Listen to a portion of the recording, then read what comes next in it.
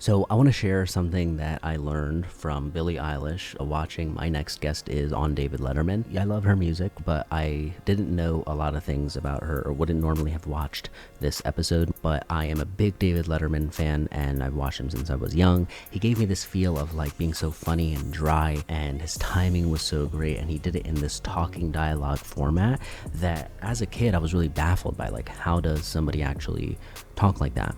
I was so amazed because he was able to pull this gem out of Billie Eilish that I think will apply to editors, to anybody who is doing a podcast or YouTubing or Instagramming, basically anyone who's creating content. So hopefully it is for you.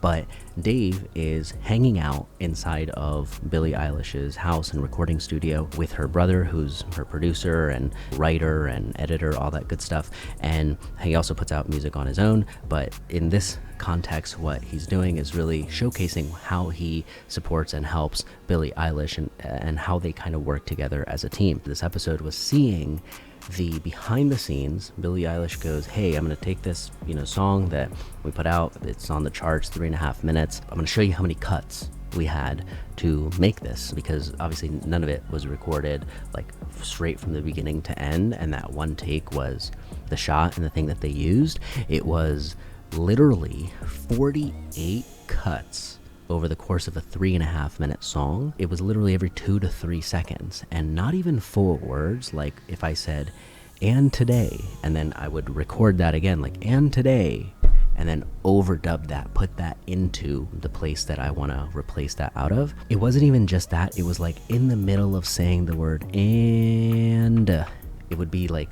that was 2 separate cuts and takes. And that would be like one, and then the last part of that would be separate. So I thought that was so wild, because something we hear is so perfect was it took so much work and precision to make it feel and sound that way. And it's almost like a beautiful piece of writing. I saw that editing process, and those cuts felt like the same thing to me. Let me bring out what was the main lesson here that applies to creators and podcasters and business owners. It really comes back to having and giving yourself the freedom to talk when you are recording, knowing that there is an editing process. Out of all mediums that you can create in, with podcasting, you have this freedom because people may not be able to see you. You can actually record in 10, 48 different takes if you wanted to, and piece those little sentences together to make it sound cohesive. There are a lot of ways that if you basically know that their editing process is, you can hand it off to an editor or producer, you have the skills to do it yourself, you'll be more free, you'll take more shots, you'll actually stretch yourself in terms of, this is what I think, this is how I feel. And if you are early on making stuff like podcasts and YouTube videos, you're trying to kind of find your voice. I know I still am, and it helps when you give yourself this freedom of like, oh no, this is just the one shot I have to record and this is it. With technologies available today, you can edit in a similar way to that Billie Eilish song if you really wanted to. The access to an editor or somebody who can actually take out things where you didn't sound good or you felt cringy, it's not just available to people who are paying thousands of dollars for studio time. You can take that same learning from musicians and that same ear, because that's what I appreciate about learning from Billie Eilish and other musicians, is they have a finely tuned ear, right? What sounds good, what feels right, what feels cringy. And you want to almost apply that same feel to your episodes in the editing process. Think of it like a song. It might be a 60-minute song or a 30-minute song or a 2-hour song, but whatever your length is, does it have rhythm to it? Does it have periods of being short back and forths, or warming up and then getting really excited and ranting about something? Or in a podcast episode, story arc is so important.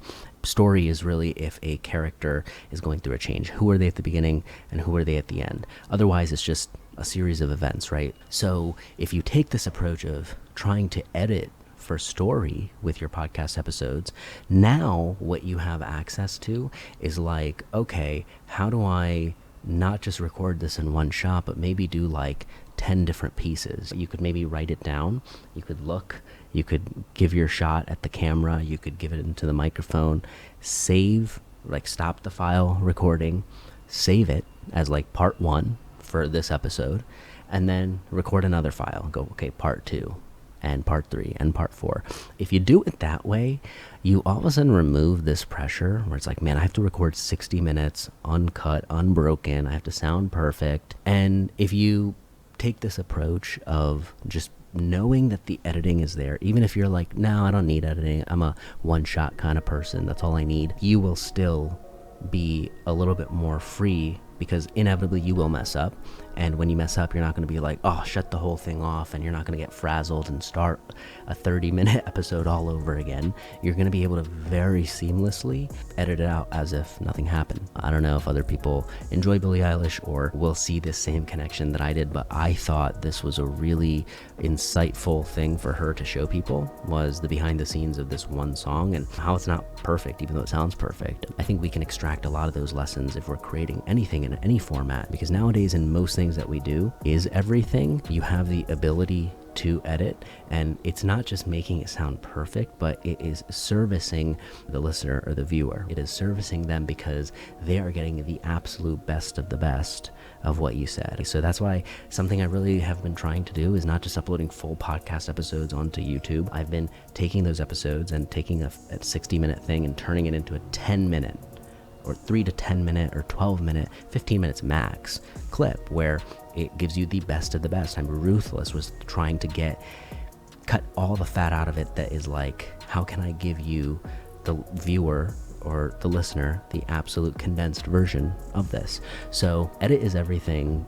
That is something I've heard, and it's true after watching this. And shooting or recording for edit is a fascinating concept that is definitely true too. And you can see Billie Eilish does it. It's not like she sits down and goes, all right, let me sing the whole song. It's like you sing a couple words at a time, and you sing that over and over and over until we have enough takes. That sounds good. We'll get something out of that for sure. Let's move on to the next sentence. And you do that sentence by sentence. Podcast episodes are built that way. That's all you gotta do, one sentence after the other. So if you're in a place where you need help with editing in any format, make sure you reach out, ms@podmahal.com, or drop a comment with your questions. I'd love to hear from you. But thank you so much for hanging out. If you enjoyed this episode, definitely check out my next guest is episode with David Letterman. I think you'll enjoy the full one.